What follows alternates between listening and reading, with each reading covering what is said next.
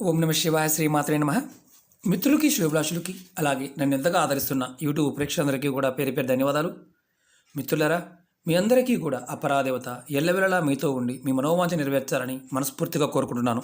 ఈరోజు మనం ఒక్క నెంబర్ రాస్తే మన మనసులో ఉన్న కోరికలు ప్రతి పని కూడా పూర్తవుతుంది. చిత్రంగా అనిపించవచ్చు. ఈరోజు ఉపాయం కూడా ఇదే.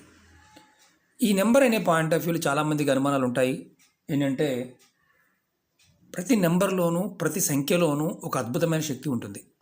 మనకి నవగ్రహాలు, నక్షత్రాలు, అలాగే రాసులు, నక్షత్ర పాదాలు, అలాగే సంఖ్యకున్న ఇంపార్టెన్స్ మనకి ఎన్నోసార్లు మనం చెప్పుకోవడం జరిగింది.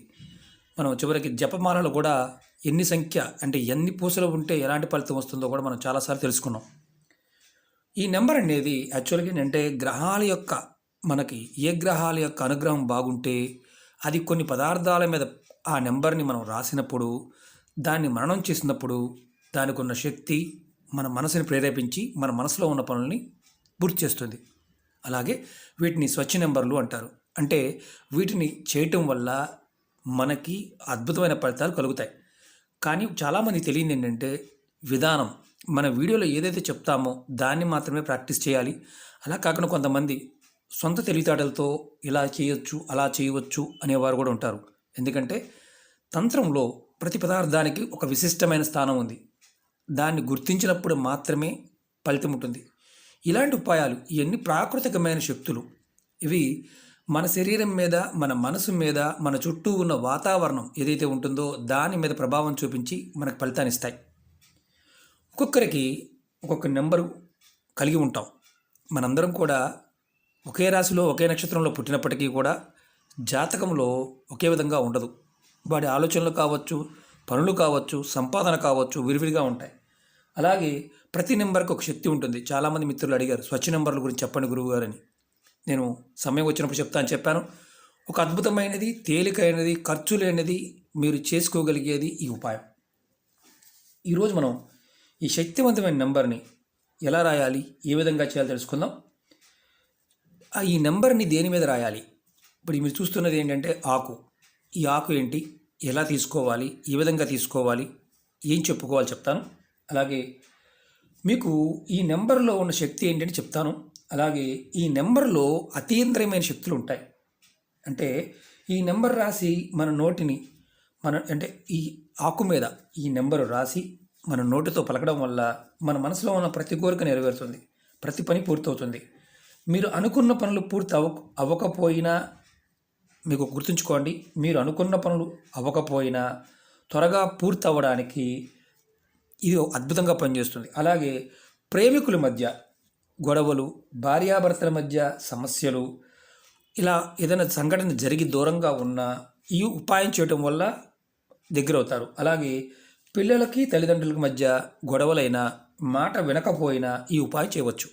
అలాగే ఉద్యోగం త్వరగా రావడానికి, వస్తువులు నగలు పోయినా, అంటే పోవడం అంటే మనం పెట్టి మర్చిపోతే కాదు, దొంగతనం జరిగి కేసు పెట్టి అది దొరకడం లేదు అని మనకు చెప్తూ ఉన్నా మీరు తలుచుకుని ఈ ఉపాయం చేసినట్లయితే ఖచ్చితంగా మీకు ఫలితం ఉంటుంది. ఈ ఉపాయాన్ని ఆడవారైన మగవారైన చేయవచ్చు.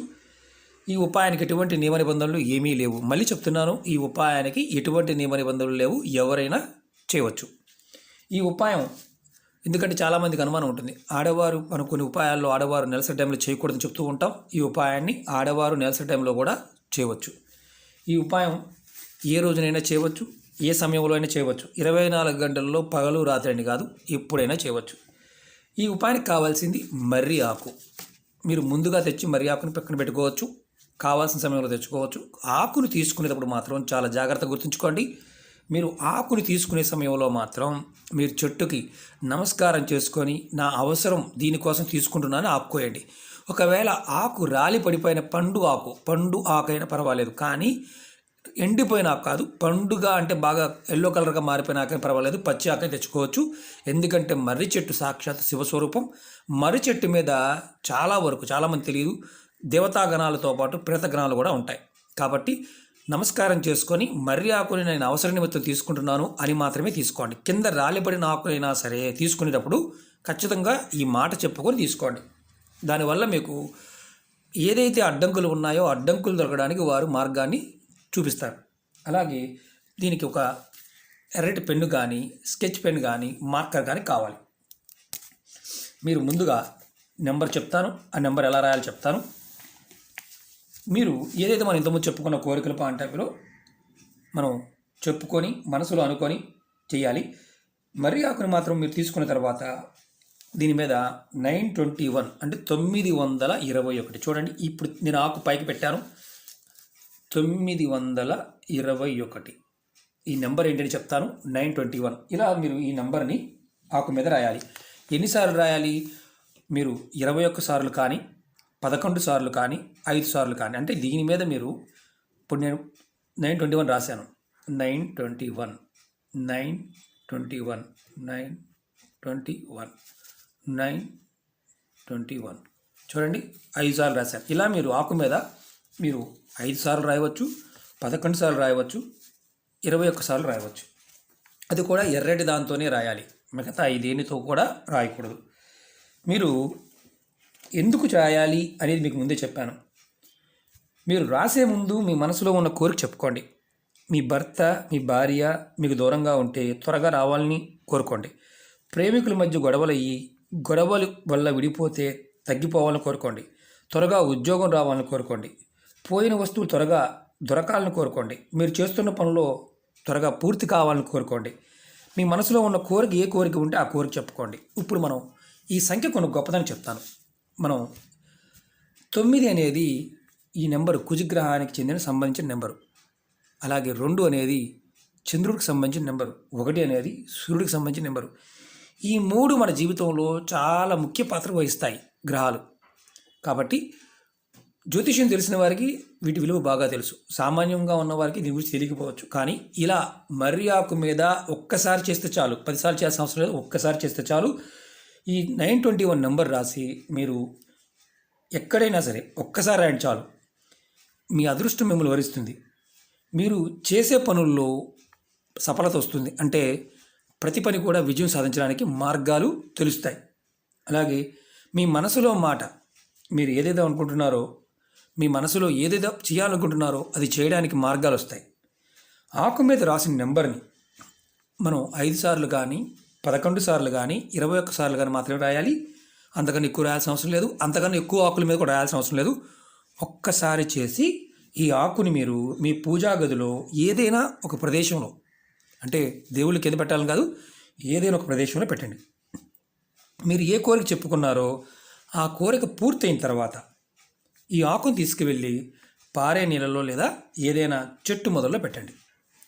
ఇది మర్రి ఆకు మీద మాత్రమే చేయాలి, వేరే ఆకు మీద చేయకూడదు. అలాగే ఎర్రటి స్కెచ్ పెన్ కానీ మార్కర్ కానీ ఎర్రటి పెన్ను మాత్రమే వాడాలి.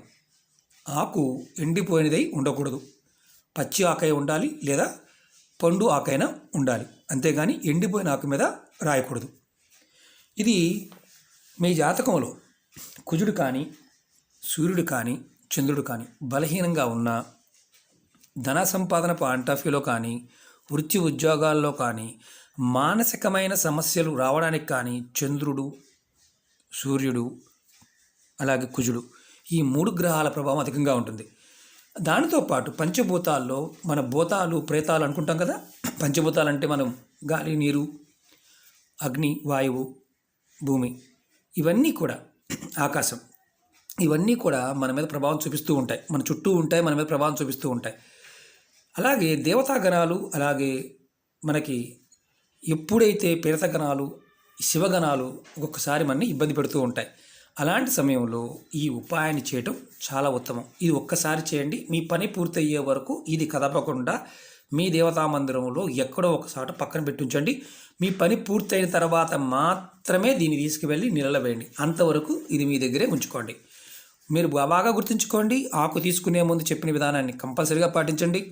అలాగే మనసులో కోరికని కరెక్ట్గా మేము అప్పుడు అనుకోలేకపోతున్నామంటే పేపర్ మీద రాసుకోండి.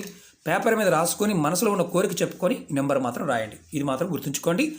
అలాగే అనేక రకాల సమస్యల మీద వీడియోలు చేయడం జరిగింది. వీడియోని పూర్తిగా చూడ ప్రయత్నం చేయండి, మీకు సమాధానం దొరుకుతుంది. అలా కాకుండా పైన చూసి మీరు క్వశ్చన్స్ అడిగినా సరే సమాధానం మీకు దొరకదు. పూర్తిగా వీడియో చూడండి, అర్థం చేసుకోండి. అర్థమైతేనే చేయండి, అర్థం కాకపోతే పొరపాటును కూడా ప్రయత్నం చేయమాకండి.